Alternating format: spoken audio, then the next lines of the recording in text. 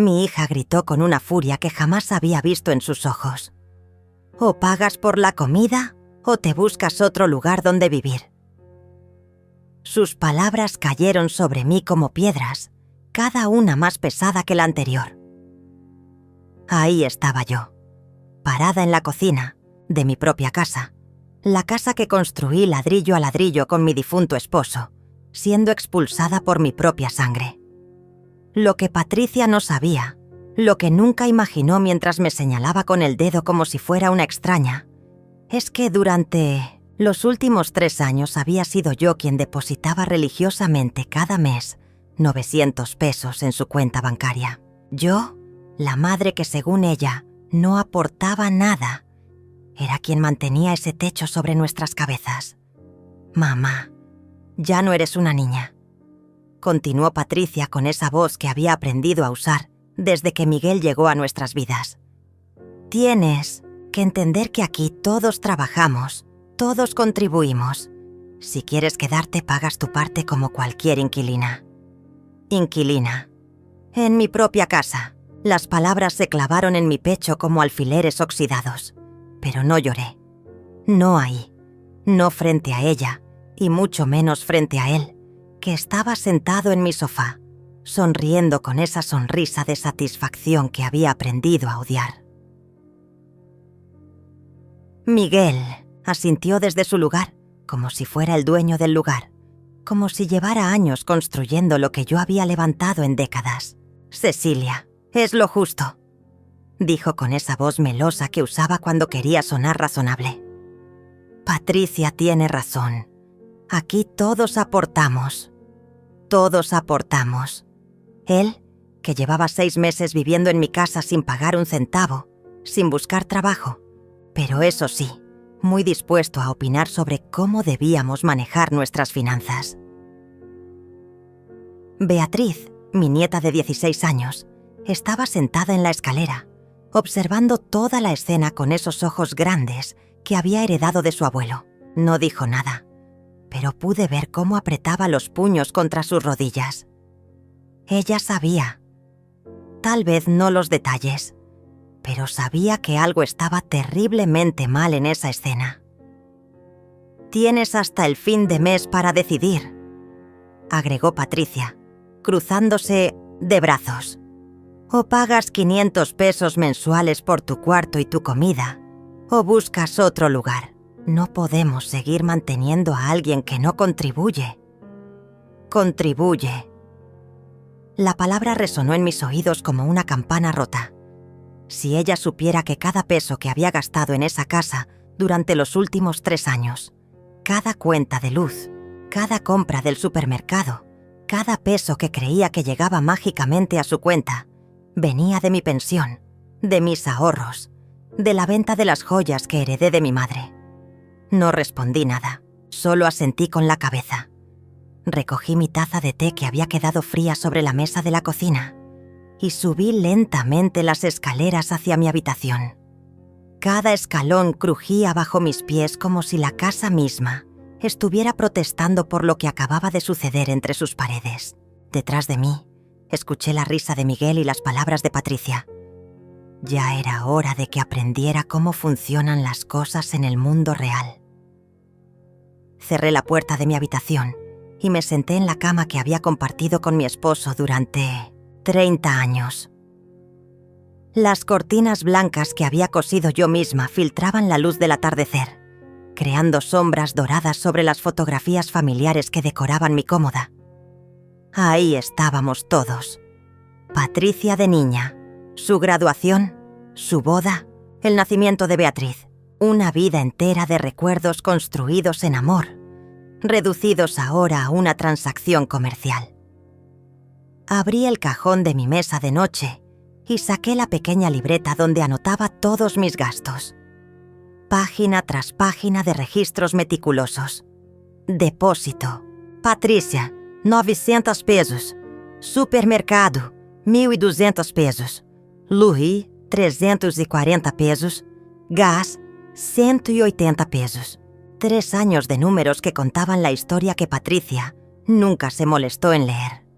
3 años siendo la proveedora invisible de una casa donde ahora me trataban como una carga. Esa noche, mientras la casa se quedaba en silencio y podía escuchar las risas de Miguel y Patricia desde la sala, tomé una decisión que cambiaría todo para siempre. 3 meses antes, todo parecía normal. Era un domingo de marzo y el aroma del mole que había estado cocinando desde la mañana llenaba cada rincón de la casa. La mesa del comedor estaba puesta con el mantel bordado que había sido de mi suegra, los platos de talavera que guardaba para las ocasiones especiales y las servilletas de lino que planchaba religiosamente cada semana. Patricia había llegado temprano con Beatriz y por primera vez en mucho tiempo, mi hija parecía relajada, casi feliz. «Huele delicioso, mamá», me dijo mientras se sentaba en la silla que siempre había sido suya, la que quedaba frente a la ventana donde entraba la luz de la tarde. Llevaba puesto ese vestido azul que le quedaba tan bien, el que yo le había regalado en su cumpleaños, y se había recogido el cabello de esa manera elegante que la hacía verse más joven. Beatriz corrió a la cocina a ayudarme con las tortillas, como hacía siempre, hablándome de sus clases, de sus amigas, de los libros que estaba leyendo. Todo se sentía perfecto, o al menos eso creía yo. Debería haber notado las pequeñas señales. Cómo Patricia revisaba su teléfono cada 5 minutos. Cómo sonreía de esa manera extraña cuando recibía mensajes. Cómo sus ojos se iluminaban de una forma que no había visto desde su divorcio. Debería haber sospechado cuando me preguntó, como quien no quiere la cosa, sobre mis finanzas. «Mamá, ¿cómo haces para que te alcance la pensión?», me había dicho mientras servía el agua de Jamaica en los vasos. «Es que yo con mi sueldo apenas y llego a fin de mes, y tú siempre pareces tan tranquila con el dinero». Yo le sonreí, orgullosa de poder ayudarla sin que se sintiera mal. «Ay, mija, cuando una aprende a administrarse, siempre alcanza. Además, tu papá me enseñó a ahorrar desde jóvenes». Lo que no le dije es que cada mes, religiosamente, transfería 900 pesos a su cuenta desde que se había divorciado. Lo que no sabía es que yo había vendido el anillo de compromiso de mi madre, las arracadas de oro que habían sido de mi abuela y hasta algunos de los muebles antiguos que tenía guardados en el sótano. Todo para asegurarme de que ella y Beatriz nunca pasaran necesidades. Era mi secreto, mi manera silenciosa de cuidarlas sin herir su orgullo. Esa tarde, después de la comida, Patricia recibió una llamada. Se alejó hacia el jardín para contestar, y a través de la ventana de la cocina pude verla caminar entre mis rosales, gesticulando animadamente, riéndose con una alegría que no veía en ella desde hacía años. Cuando regresó tenía las mejillas sonrojadas y los ojos brillantes. «Era un amigo», me dijo, pero había algo en su voz, una emoción contenida que no logró disimular completamente. Beatriz la miró con curiosidad, pero no dijo nada. Mi nieta siempre había sido observadora, igual que su abuelo. 2 semanas después, Patricia me habló de Miguel. «Es un hombre maravilloso, mamá.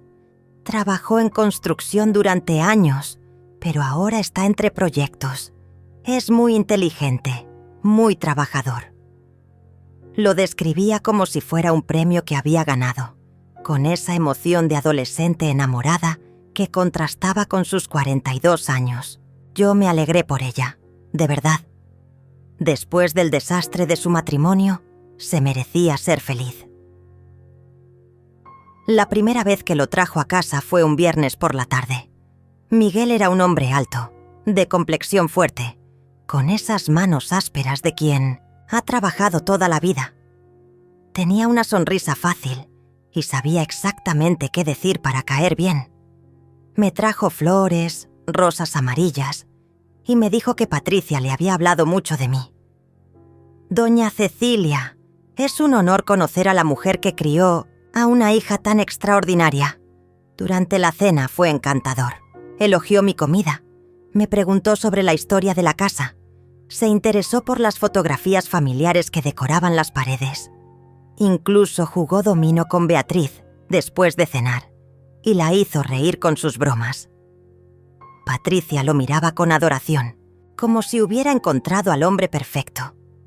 Pero yo debería haber prestado más atención a los detalles pequeños, a cómo sus ojos recorrían la casa, evaluando, midiendo, a cómo hizo preguntas muy específicas sobre si la casa estaba pagada, sobre mis finanzas, sobre si tenía otros familiares, a cómo su sonrisa se desvanecía cuando creía que nadie lo estaba viendo. Fue Beatriz quien me abrió los ojos, aunque en ese momento no entendí completamente lo que me estaba tratando de decir. Era un martes por la tarde, 3 semanas después de que Miguel prácticamente se mudara a nuestra casa. Yo estaba en la cocina preparando la merienda cuando mi nieta se acercó con esa cara de preocupación que ponía cuando algo la inquietaba profundamente. «Abuela, ¿has notado algo raro en mi mamá últimamente?», me preguntó en voz baja, mirando hacia la sala donde Patricia y Miguel estaban viendo televisión. Me sequé las manos en el delantal y la miré con atención. Beatriz tenía esa madurez que a veces me sorprendía, como si fuera mucho mayor, de sus 16 años. «¿Raro cómo, mi amor?», le pregunté, aunque yo también había notado cambios en Patricia. Últimamente hablaba diferente. Usaba palabras que no eran suyas, expresiones que sonaban ensayadas. Y había algo en sus ojos, una dureza nueva que me inquietaba. «Es como si fuera otra persona, abuela. Ayer me dijo que tenía que ser más independiente, que ya era hora de que aprendiera el valor del dinero. Me sugirió que buscara un trabajo de medio tiempo después de la escuela». Beatriz arrugó la frente. Pero nunca me había dicho eso antes. Siempre decía que mi trabajo era estudiar. Esa misma noche, mientras lavaba los platos después de la cena, escuché una conversación que cambió todo. Miguel y Patricia estaban en la sala, pero sus voces llegaban claramente hasta la cocina. Pensaron que no podía oírlos, o tal vez ya no les importaba. «Mi amor, tienes que ser más firme con tu mamá», decía Miguel con esa voz suave pero insistente que había aprendido a reconocer. «Una mujer de tu edad no debería estar viviendo con su madre. Es tiempo de que tomes las riendas de tu propia vida». «Pero Miguel es mi mamá. Y además, esta es su casa», respondió Patricia, aunque su voz sonaba menos segura de lo usual. «¿Su casa? Patricia, escúchame bien. Tú eres quien trabaja, quien mantiene este hogar. Tu madre ya cumplió su ciclo. Es natural que ahora sea tu turno de ser la cabeza de familia». Había algo hipnótico en la manera como hablaba, como si estuviera plantando ideas en la mente de mi hija, semilla por semilla. «Pero ella tiene su pensión», murmuró Patricia. «¿Su pensión?». Miguel se rió con desprecio. «¿Cuánto puede ser? 3.000, 4.000 pesos. Con lo que cuesta mantener esta casa, con los gastos que tienes, eso no alcanza ni para los servicios. Tú eres quien realmente sostiene todo esto, amor. Es tiempo de que ella lo reconozca». Dejé caer una cuchara al fregadero y el ruido metálico cortó la conversación. Escuché cómo se movían en la sala, probablemente alejándose más de la cocina, pero ya había oído suficiente. Miguel no solo estaba viviendo en mi casa sin pagar nada, sino que estaba convenciendo a mi hija de que yo era una carga, un estorbo en mi propio hogar. Los días siguientes fueron como caminar sobre vidrios rotos. Patricia comenzó a hacer comentarios extraños durante las comidas. «Mamá, ¿no crees que ya es hora de que consideres mudarte a un lugar más pequeño? Esta casa es muy grande para una sola persona». «Oh, he estado pensando, mamá. Tal vez podrías contribuir más con los gastos de la casa. Después de todo, todos vivimos aquí». Miguel, por su parte, se había vuelto el experto en finanzas familiares sin que nadie se lo pidiera. Doña Cecilia, Patricia me comentaba que usted maneja muy bien su dinero. ¿Ha pensado en invertir? Yo conozco algunas oportunidades muy buenas. Sus ojos brillaban cuando hablaba de dinero, como si ya estuviera calculando cuánto podía sacarme. Pero la gota que derramó el vaso fue cuando encontré a Miguel husmeando en mi habitación. Era un sábado por la mañana. Patricia había ido al supermercado y Beatriz estaba en casa de una amiga. Subí a buscar mi cartera y lo encontré parado frente a mi cómoda, con uno de los cajones abierto, mirando mis documentos personales. «Miguel, ¿qué hace en mi habitación?», le grité, más sorprendida que enojada. Él se volteó con esa sonrisa que ya había aprendido a desconfiar. «Ay, doña Cecilia, disculpe. Patricia me pidió que buscara unas pastillas que necesitaba. Urgentemente. Me dijo que tal vez usted las tenía aquí». Mentía descaradamente, y ambos lo sabíamos. Mis medicinas están en el baño, Miguel, no en mis cajones personales. Tiene razón. Qué tonto de mi parte. Ya me voy. Salió de mi habitación, pero no antes de que nuestras miradas se cruzaran. En sus ojos vi algo que me heló la sangre. Él sabía que yo sabía, y ya no le importaba disimular. Esa noche revisé todos mis documentos. Todo estaba en su lugar, pero me quedé con la sensación de que había memorizado cada papel, cada número de cuenta, cada detalle de mi situación financiera. Miguel ya no era solo un huésped indeseado. Se había convertido en una amenaza. La campaña de Miguel para envenenar a Patricia contra mí se intensificó después del incidente en mi habitación. Era como si hubiera decidido que ya no tenía sentido fingir, que era hora de acelerar sus planes. Comenzó con comentarios aparentemente inocentes durante las cenas, observaciones casuales que se clavaban como pequeños puñales en la armonía familiar que habíamos construido durante años. «Patricia, amor, he estado pensando», decía mientras cortaba el pollo que yo había cocinado. «Tu mamá se ve muy cómoda viviendo aquí sin preocupaciones. Debe ser maravilloso no tener responsabilidades a su edad». Sus palabras sonaban como cumplidos, pero el veneno estaba en la entonación, en la manera como miraba a Patricia para asegurarse de que el mensaje llegara. «Miguel tiene razón, mamá», comenzó a decir Patricia unos días después. «Últimamente te veo muy relajada. ¿No extrañas tener tu propia independencia?». Yo la miraba sin entender de dónde salían esas ideas. Esta era mi casa, mi hogar de toda la vida. Y ahora mi propia hija me hablaba como si fuera una invitada que había extendido demasiado su visita. Pero lo que más me dolía era ver cómo Beatriz observaba todo en silencio. Mi nieta había comenzado a pasar más tiempo en su habitación, evitando las comidas familiares, inventando excusas para no estar presente cuando Miguel empezaba con sus sermones sobre la independencia y las responsabilidades generacionales. Una tarde la encontré llorando en su cuarto.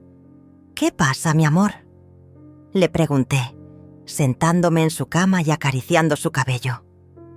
«Abuela, no me gusta cómo está cambiando todo», me dijo entre sollozos. «Miguel le está metiendo ideas raras a mi mamá. Ayer lo escuché diciéndole que tú deberías estar en un hogar para ancianos, que sería lo mejor para todos». Las palabras de Beatriz cayeron sobre mí como agua helada. «¿Un hogar de ancianos?», susurré, más para mí misma que para ella. «Sí, abuela». Y mi mamá no le dijo que no. Solo se quedó callada, como pensándolo. Beatriz se secó las lágrimas con la manga de su suéter. «Tengo miedo, abuela. Tengo miedo de que se vuelva loca y haga algo terrible». Esa noche, fingí estar dormida cuando Patricia subió a su habitación. Escuché cómo se detenía frente a mi puerta, como si quisiera entrar a hablar conmigo, pero después de unos minutos, sus pasos se alejaron. Al día siguiente, durante el desayuno, me anunció su decisión con una frialdad que no reconocí en mi propia hija. Mamá, Miguel y yo hemos estado hablando sobre nuestra situación financiera. Comenzó, sin mirarme a los ojos. Esta casa es muy cara de mantener y creo que sería conveniente que todos contribuyéramos más equitativamente. Ahí estaba esa palabra otra vez. Contribuir. Como si yo no hubiera contribuido cada día de mi vida adulta a mantener esa familia. ¿Qué quieres decir, Patricia? Le pregunté, aunque ya sabía hacia dónde iba la conversación. Quiero decir que tal vez es hora de que consideres mudarte a un lugar más pequeño, más apropiado para una persona de tu edad. Un lugar donde tengas compañía de gente como tú, donde no tengas que preocuparte por el mantenimiento de una casa tan grande. Miguel asintió desde su lugar en la mesa, comiendo tranquilamente el pan dulce que yo había comprado el día anterior. Es por tu propio bien, doña Cecilia. A su edad, vivir sola en una casa tan grande puede ser peligroso. ¿Qué pasa si se cae y no hay nadie cerca para ayudarla? No vivo sola, repliqué, tratando de mantener la calma. Vivo con mi familia. Mamá. Patricia suspiró como si fuera una niña pequeña haciendo berrinche. Tienes que ser realista. Beatriz está creciendo. Necesita su espacio. Miguel y yo estamos planeando nuestro futuro juntos. Y tú mereces un lugar donde puedas estar tranquila, sin las preocupaciones de mantener una casa. ¿Y qué pasaría con esta casa? Pregunté, aunque ya conocía la respuesta. Bueno, tendríamos que venderla, por supuesto. Es demasiado grande, para nosotros también. Con el dinero de la venta podríamos ayudarte a conseguir un bonito departamento o incluso pagar por una residencia muy cómoda, donde tengas todo lo que necesitas. Ahí estaba. El plan completo, expuesto con toda su crudeza. Querían que me fuera de mi propia casa para poder venderla y quedarse con el dinero. Y mi hija, mi propia hija, estaba sentada ahí explicándome cómo sería mejor para todos que yo desapareciera de sus vidas. Necesito tiempo para pensarlo. Fue todo lo que pude decir. Por supuesto, mamá. Tómate todo el tiempo que necesites, dijo Patricia, pero había una impaciencia en su voz que no logró disimular. Pero no demasiado tiempo. Estas decisiones son mejores cuando se toman pronto. Esa tarde, mientras ellos salieron a ver departamentos, me quedé sola en la casa que había sido mi hogar durante 30 años. Caminé por cada habitación, tocando las paredes que habíamos pintado mi esposo y yo, recordando las navidades en la sala, los cumpleaños en el comedor, las noches de insomnio en la cocina tomando té y planeando el futuro de nuestros hijos. Fue entonces cuando tomé la decisión que cambiaría todo. Si querían jugar sucio, yo les enseñaría cómo se jugaba realmente. La presión se volvió insoportable después de nuestra conversación sobre la venta de la casa. Miguel y Patricia comenzaron a actuar como if ya hubieran tomado todas las decisiones por mí, hablando sobre mi futuro como si yo no estuviera presente, haciendo planes que incluían deshacerse de mis muebles, de mis recuerdos, de toda mi vida. Doña Cecilia, encontramos una residencia preciosa, me anunció Miguel una mañana durante el desayuno, sacando su teléfono para mostrarme fotografías. Mire qué jardines tan bonitos, y hay actividades todos los días, clases de manualidades, bingo, hasta baile los viernes. Hablaba con esa falsa alegría de vendedor, como si me estuviera ofreciendo unas vacaciones permanentes en lugar de destierro de mi propia casa. Patricia asintió entusiasmada, con una sonrisa que no llegaba a sus ojos. Es perfecto para ti, mamá. Tendrás amigas de tu edad. No tendrás que preocuparte por cocinar o limpiar. Será como estar en un hotel todo el tiempo. Sus palabras sonaban ensayadas, como si hubiera estado practicando ese discurso frente al espejo. ¿Y cuánto cuesta esa maravilla?, pregunté, aunque ya sospechaba la respuesta. Bueno, no es barata, admitió Miguel. Pero con la venta de la casa tendríamos más que suficiente para cubrir los gastos durante muchos años. Y si algo falta, Patricia y yo estaremos aquí para ayudar. Por supuesto que estarían ahí para ayudar, después de haberse gastado el dinero de la venta de mi casa. Pero lo que más me dolió fue la reacción de Beatriz cuando se enteró del plan. Mi nieta llegó corriendo a mi habitación esa misma tarde, con los ojos rojos de tanto llorar. «Abuela, mi mamá me dijo que te vas a ir a vivir a un hogar de ancianos», sollozó, abrazándome con desesperación. «¿Es cierto? ¿Me vas a dejar?» «Ay, mi amor», le dije sintiendo cómo se me partía el corazón. «No quiero irme. Esta es mi casa. Este es mi hogar». «Entonces no te vayas», me suplicó. «Dile a mi mamá que no quieres irte. Ella te tiene que hacer caso». «No es tan fácil, Beatriz. Tu mamá ya tomó la decisión.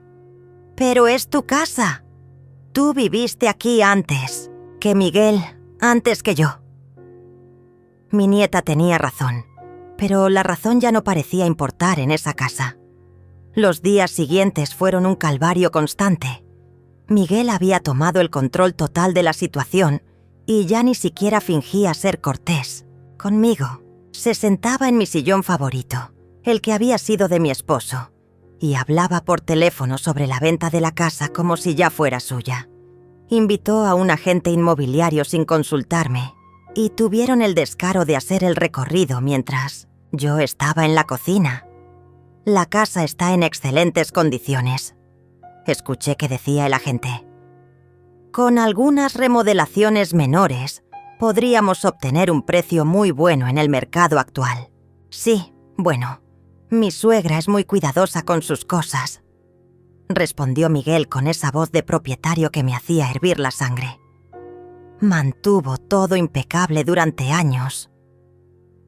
Patricia, que había estado silenciosa durante la mayor parte de la visita, finalmente habló. «¿Cuánto tiempo calculas que tomaría la venta? Con el mercado como está ahora, yo diría que entre 2 y 3 meses máximo. Es una propiedad muy atractiva en una zona muy solicitada». Esa noche, durante la cena, Miguel anunció oficialmente el cronograma que habían establecido sin consultarme.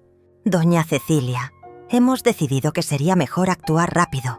El mercado inmobiliario está muy bueno ahora y no sabemos cuánto tiempo va a durar. Pensamos poner la casa en venta la próxima semana». «¿La próxima semana?», logré decir, aunque sentía como si me hubieran golpeado en el estómago. «Sí, mamá», intervino Patricia, evitando mirarme directamente. «Entre más rápido, mejor. Así podrás mudarte a la residencia pronto y comenzar tu nueva vida».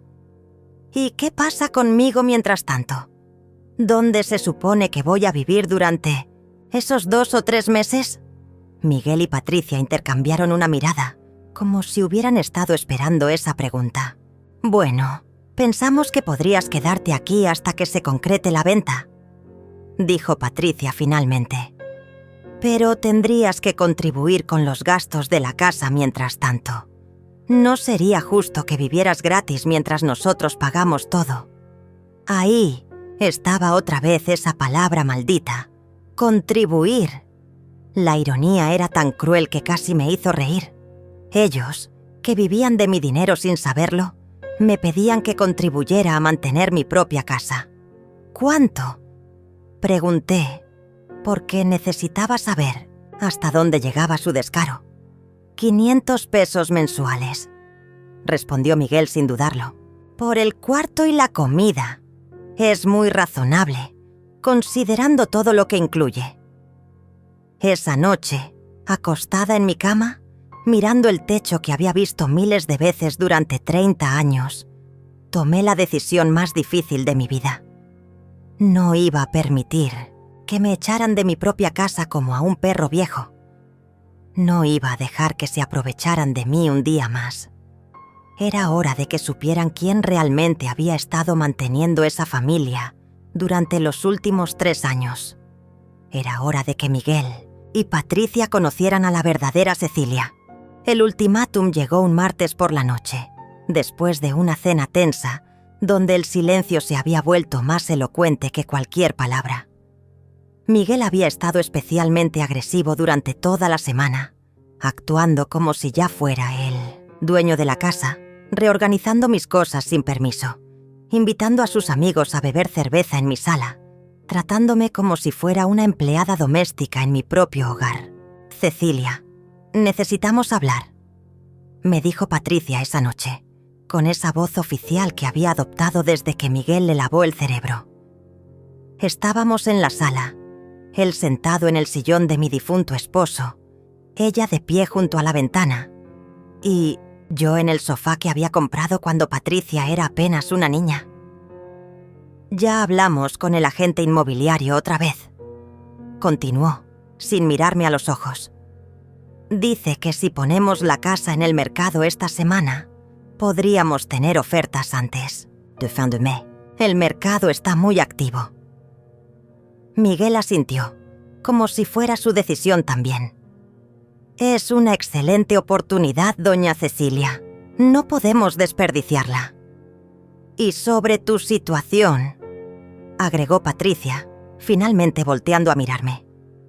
«Hemos decidido que sería mejor que te mudaras a la residencia inmediatamente. Ya apartamos un lugar para ti, muy bonito con vista al jardín». «¿Ya apartaron un lugar?», pregunté, sintiendo cómo la indignación me subía por la garganta. «¿Sin consultarme?». «Mamá, es por tu propio bien», suspiró Patricia. «Además, necesitamos el espacio libre para poder mostrar la casa a los compradores potenciales. No podemos tener tus cosas ocupando el cuarto principal».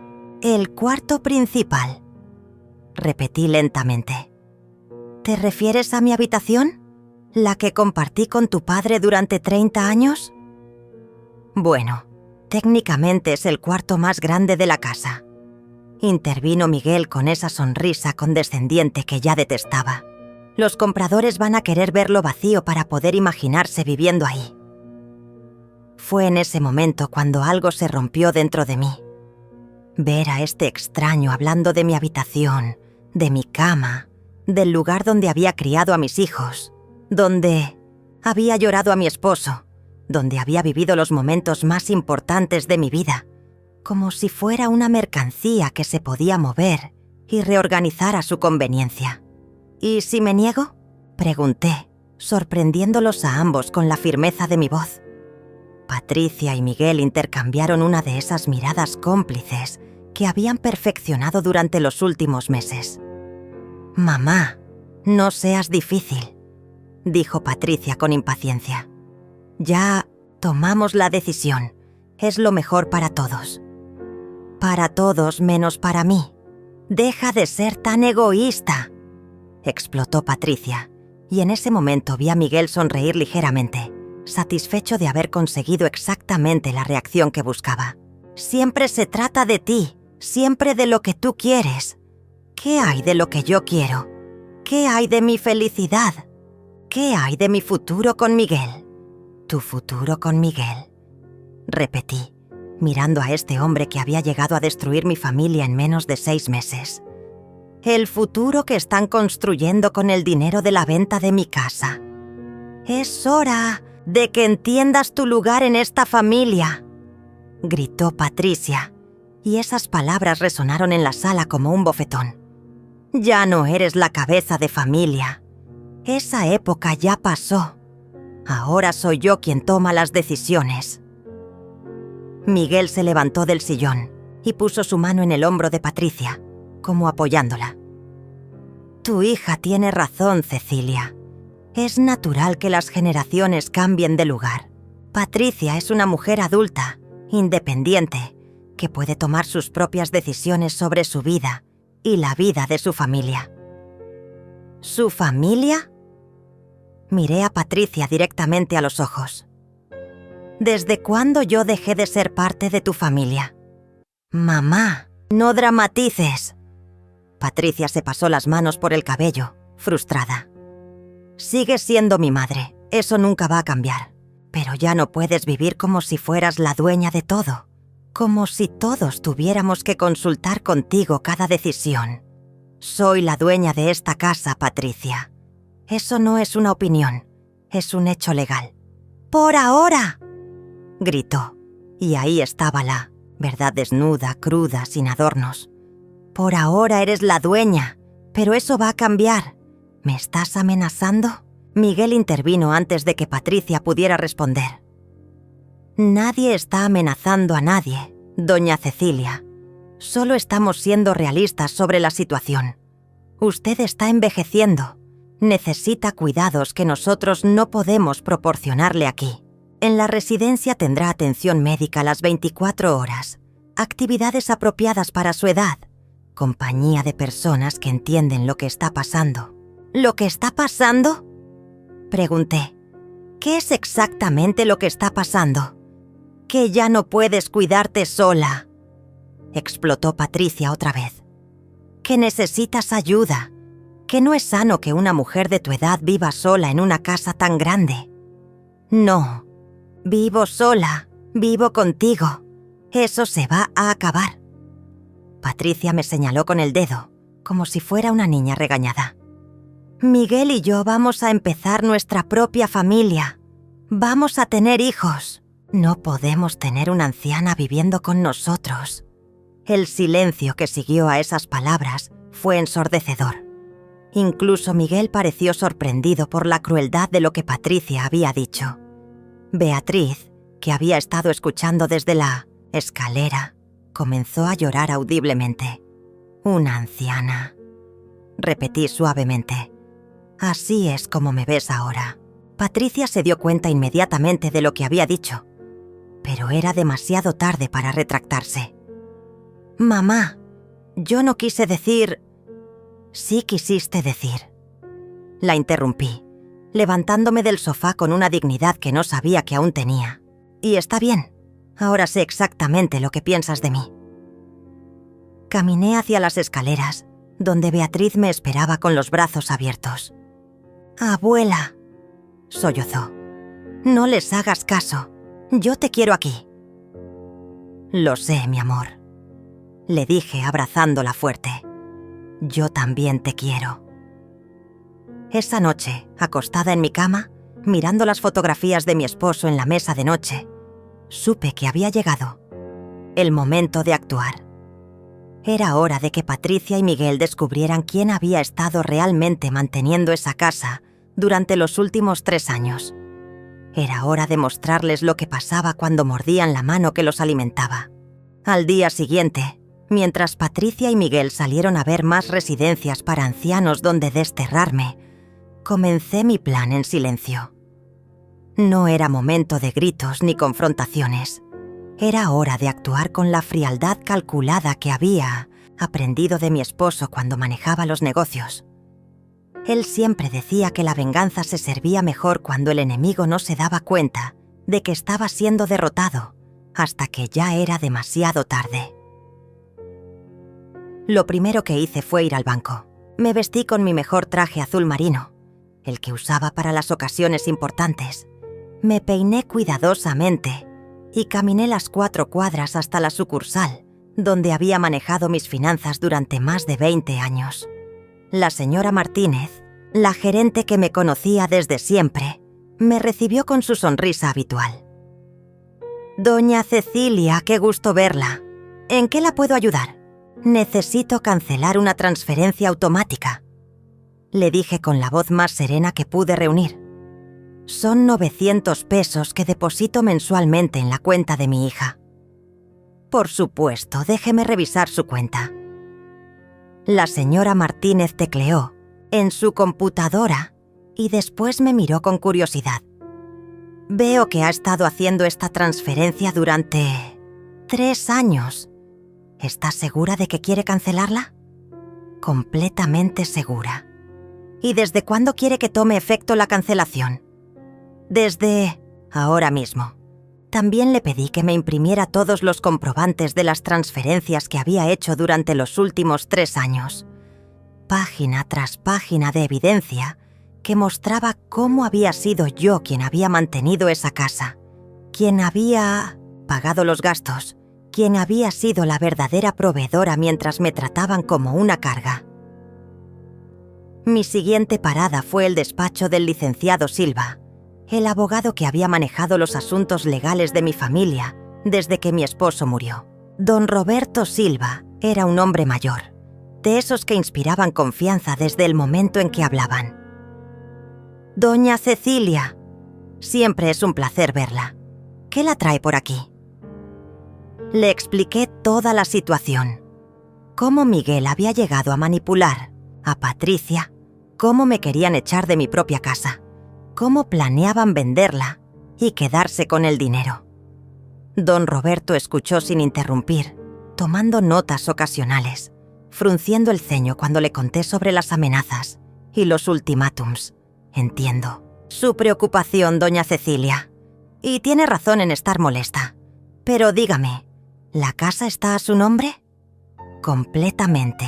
Mi esposo me la dejó en el testamento y yo soy la única propietaria legal. Perfecto. Entonces nadie puede venderla sin su autorización, sin importar lo que digan o planeen. Don Roberto se recargó en su silla. Pero me preocupa la presión psicológica que están ejerciendo sobre usted. ¿Ha considerado la posibilidad de cambiar las cerraduras? Puedo hacer eso. Es su casa, doña Cecilia. Puede hacer lo que guste con ella. Salí del despacho con un plan claro y la seguridad legal que necesitaba. Mi siguiente parada fue una cerrajería, donde contraté al señor Mendoza para que viniera esa misma tarde a cambiar todas las cerraduras de la casa. También compré una pequeña grabadora digital, del tamaño de una caja de cerillos, que podía esconderse fácilmente. Cuando regresé a casa, encontré a Beatriz sentada en la escalera, con esa cara de tristeza que me partía el corazón. Mi nieta había estado cargando con el peso de toda esta situación, atrapada entre su lealtad hacia mí y su amor por su madre. «Abuela, ¿es cierto que te van a obligar a irte?» «Ven acá, mi amor», le dije sentándome a su lado en la escalera. «Necesito que me ayudes con algo muy importante». Le expliqué parte de mi plan, lo suficiente para que entendiera que no me iba a dejar vencer sin luchar. Le enseñé la grabadora y le pedí que la escondiera en la sala, en un lugar donde pudiera captar las conversaciones de Patricia y Miguel cuando creyeran que no había nadie más en casa. ¿Es legal hacer eso, abuela? Es mi casa, Beatriz. Y si alguien está planeando estafarme en mi propia casa, tengo derecho a protegerme. Esa tarde, cuando llegó el cerrajero, le dije a Beatriz que me ayudara a distraer a Patricia y Miguel mientras el señor Mendoza trabajaba. No fue difícil. Estaban tan ocupados planeando mi destierro que ni siquiera notaron el ruido de las herramientas. Por la noche, durante la cena, Miguel hizo su anuncio habitual sobre los progresos en sus planes. «Doña Cecilia, tengo buenas noticias. La residencia puede recibirla el próximo lunes. Es perfecto, porque el agente inmobiliario quiere traer a los primeros compradores el martes». «¿El próximo lunes?», pregunté fingiendo sorpresa. «¿No es muy pronto?» «Para nada», intervino Patricia. «Ya perdimos demasiado tiempo. Entre más rápido mejor. Además», agregó Miguel con esa sonrisa falsa, «ya pagamos el depósito de la residencia. Sería una pena perder ese dinero». «¿Ya pagaron el depósito? ¿Con qué dinero?» Patricia y Miguel intercambiaron una mirada.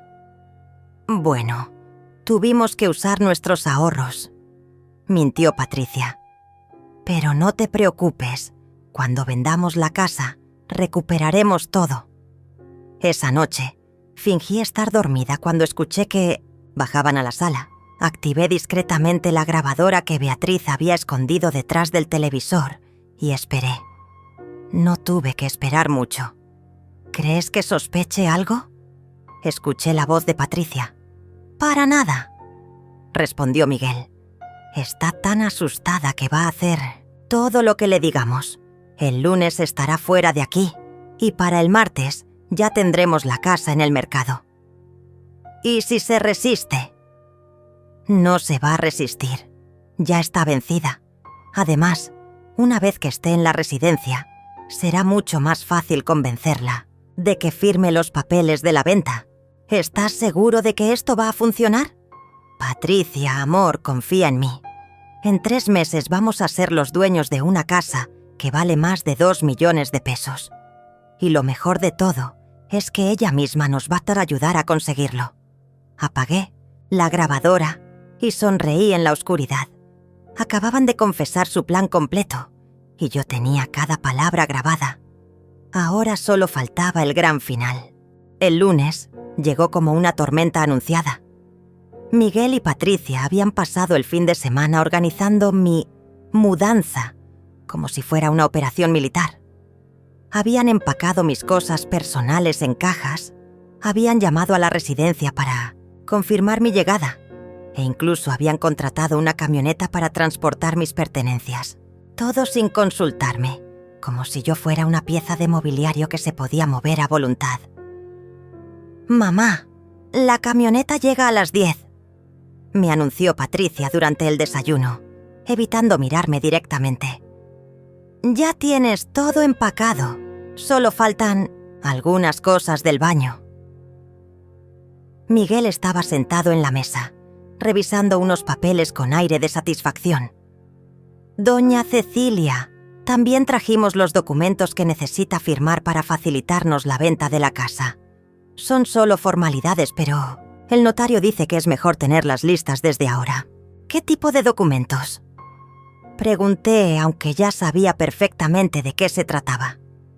«Un poder notarial», explicó Patricia como si fuera lo más normal del mundo. «Para que podamos manejar la venta en su nombre, sin molestarla con todas esas diligencias. Usted se va a estar adaptando a su nueva vida. No va a querer estar preocupándose por papeleos». «Un poder notarial», repetí lentamente. «Para vender mi casa». «Es temporal», mintió Miguel. «Solo hasta que se complete la venta. Después de eso, obviamente le transferiremos su parte del dinero. Su parte de la venta de mi propia casa». La audacia era tan grande que casi me hizo reír. A las 9:30 de la mañana, fingí estar terminando de empacar mis últimas cosas en mi habitación. Desde la ventana podía ver la camioneta estacionada en la calle, al conductor esperando, pacientemente, a Miguel fumando en el jardín mientras hablaba por teléfono, probablemente con el agente inmobiliario. Patricia estaba en la sala, revisando obsesivamente una lista de pendientes. Era hora de ejecutar mi plan. Bajé las escaleras cargando una pequeña maleta, como si fuera una anciana resignada a su destino. Patricia me esperaba en la entrada, con los documentos del poder notarial en las manos y una sonrisa nerviosa en el rostro. «¿Lista, mamá?», me preguntó. «Casi», respondí con voz tranquila. «Solo necesito pedirle algo a Miguel». Miguel entró a la casa al escuchar su nombre, todavía con el teléfono en la oreja. «¿Qué necesita, doña Cecilia?», quería preguntarle. «Algo sobre el dinero que aparece en la cuenta de Patricia cada mes», dije, observando cómo se le cambiaba la cara. «Usted que maneja tan bien las finanzas, ¿no le parece extraño que ella reciba 900 pesos mensuales sin saber de dónde vienen?» Patricia frunció el ceño. «¿De qué estás hablando, mamá?» «De los 900 pesos que aparecen en tu cuenta bancaria el día 5 de cada mes, sin falta, durante los últimos 3 años. «Mamá, no sé de qué hablas. Yo no recibo ningún depósito misterioso».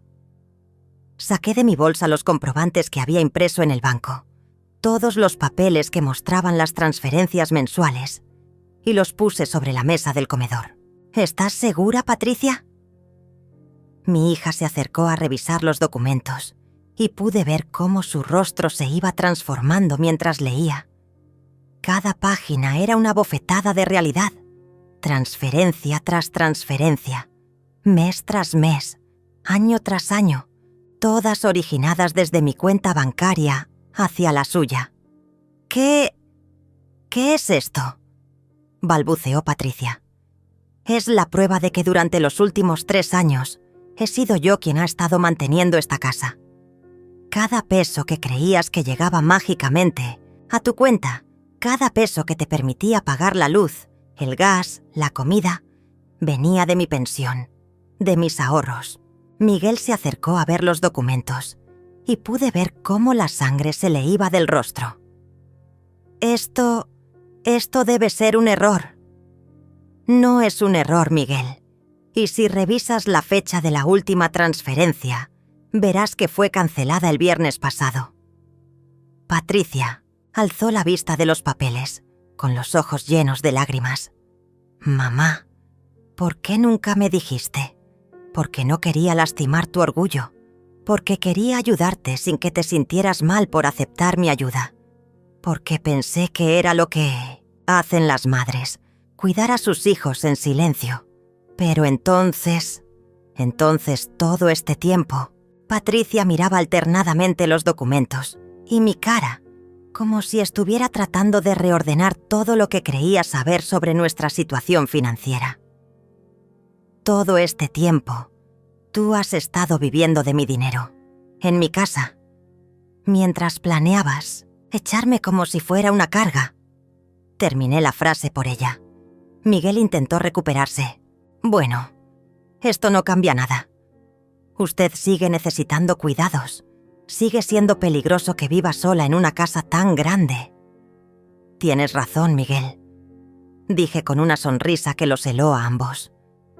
Es peligroso vivir con personas que planean estafarme. Saqué la grabadora de mi bolsa y presioné el botón de reproducción.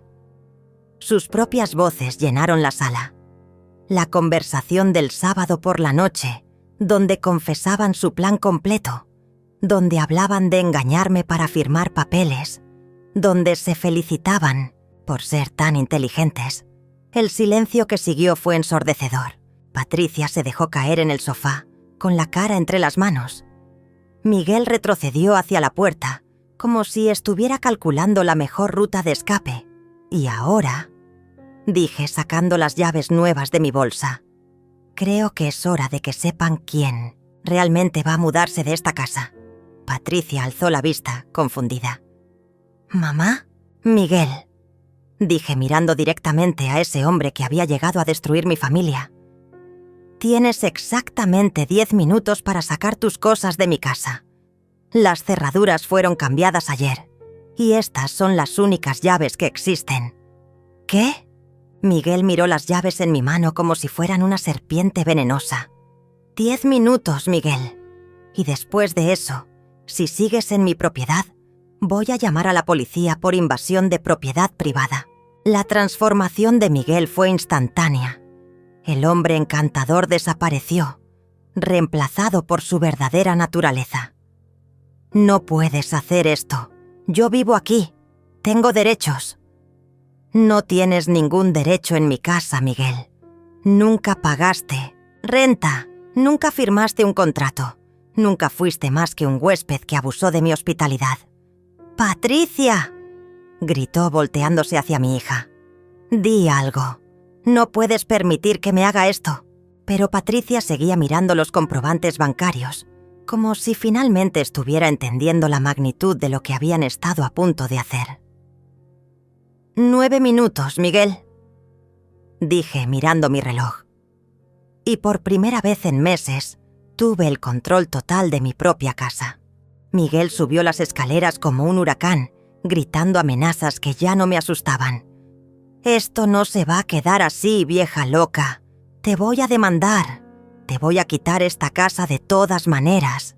Sus palabras rebotaban en las paredes como balas perdidas, pero yo me mantuve inmóvil en la sala, contando tranquilamente los minutos en mi reloj. Patricia seguía sentada en el sofá, revisando una y otra vez los comprobantes, como si esperara que los números cambiaran mágicamente. Las lágrimas corrían por sus mejillas mientras sumaba mentalmente todo el dinero que había recibido sin saberlo, todos los gastos que había podido cubrir gracias a mi ayuda silenciosa. «Mamá», susurró finalmente. «Yo no sabía. Te juro que no sabía». «Lo sé, mi amor», le dije sentándome a su lado en el sofá que había sido testigo de tantas conversaciones familiares a lo largo de los años. Él te manipuló, te llenó la cabeza de ideas que no eran tuyas. Pero las cosas horribles que te dije, la manera como te traté... Patricia sollozó más fuerte. Te llamé anciana. Te dije que ya no eras parte de la familia. Las palabras duelen, Patricia. Pero las palabras también se pueden perdonar cuando vienen del corazón equivocado, por las razones equivocadas. Miguel bajó las escaleras cargando 2 maletas y una mochila, con la cara roja de la furia. Se detuvo frente a nosotras, y por un momento pensé que iba a intentar algo violento, pero debe haber visto algo en mis ojos que lo detuvo. «Esto no termina aquí, Cecilia», me amenazó. «Voy a regresar con abogados. Voy a demostrar que estás senil, que no puedes cuidarte sola». «Ve con todos los abogados que quieras, Miguel», le respondí con una calma que me sorprendió a mí misma. «Tengo todo grabado, todo documentado. Tengo pruebas de tu plan para estafarme. Tengo testigos de tus amenazas. Y sobre todo, tengo algo que tú nunca vas a tener». «¿Qué?» «Esta casa es legalmente mía, y siempre lo va a ser». Miguel miró a Patricia una última vez, esperando tal vez que ella saliera en su defensa, que se fuera con él, que eligiera el futuro que habían planeado juntos. Pero mi hija no levantó la vista de los documentos. «¡Patricia!», le gritó. «Ven conmigo. No te quedes aquí con esta mujer manipuladora». Patricia alzó la cabeza lentamente, y cuando habló, su voz sonó como la de la niña que había sido antes de que Miguel llegara a envenenar su mente. «Vete, Miguel. Solo vete». El portazo que dio al salir resonó por toda la casa como el final de una pesadilla. El silencio que siguió fue diferente al que habíamos vivido durante meses. No era el silencio tenso de la hostilidad, sino el silencio limpio de un nuevo comienzo. Beatriz bajó corriendo las escaleras y se lanzó a mis brazos. «Abuela, ¿es cierto? ¿Miguel ya no va a volver?» «No, mi amor. Miguel ya no va a volver». Patricia se acercó a nosotras, con los ojos hinchados de tanto llorar. «Mamá, ¿me puedes perdonar? ¿Puedes perdonar todo lo que dije, todo lo que planeé hacerte?» La abracé fuerte, sintiendo cómo su cuerpo se relajaba contra el mío por primera vez en meses. «Ya te perdoné, Patricia, desde el momento en que vi que no eras tú quien hablaba.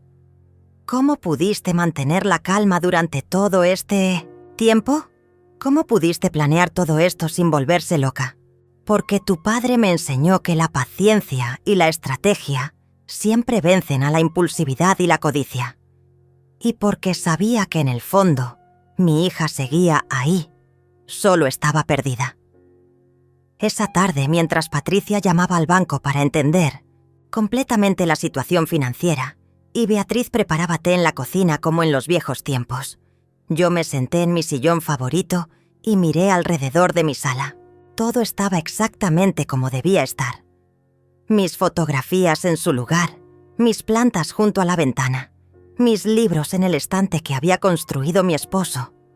Patricia regresó del teléfono con una expresión de asombro y vergüenza. «Mamá, el banco me confirmó todo. Durante 3 años recibí exactamente 32.400 pesos de tu cuenta. Dinero que gasté sin siquiera preguntarme de dónde venía. Dinero que te di con amor, Patricia. Ese dinero cumplió su propósito». «¿Cómo? ¿Puedo pagarte?» «Ya me pagaste», le dije señalando a Beatriz que traía la bandeja del té. «Recuperé a mi familia». 3 meses después, Patricia encontró un trabajo mejor, uno que le permitía mantenerse sin necesidad de mis transferencias mensuales. Miguel nunca regresó. Nunca cumplió sus amenazas. Simplemente desapareció de nuestras vidas como la mala hierba que era. De vez en cuando, Patricia recibía mensajes de él, pero los borraba sin leer. Beatriz se graduó con honores de la preparatoria y decidió estudiar Derecho, para proteger a otras abuelas como tú. Me dijo con esa sonrisa que iluminaba toda la casa. Y yo, Cecilia, seguí viviendo en mi casa. La casa que había defendido con la paciencia de quien sabe que la justicia llega cuando debe llegar. Cada mañana, cuando me levantaba y veía el sol entrando por las ventanas de mi habitación, recordaba las palabras que me había dicho a mí misma esa noche terrible cuando planeé mi venganza. Ellos nunca más van a tocar mi nombre. Y nunca más lo tocaron. Planté hortelã en el jardín donde Miguel solía fumar, y cada vez que el aroma llenaba la casa, me recordaba que algunas batallas se ganan en silencio, que la dignidad se recupera paso a paso, y que el amor verdadero siempre encuentra la manera de regresar a casa. La casa siguió siendo mía, como siempre había sido, como siempre iba a ser.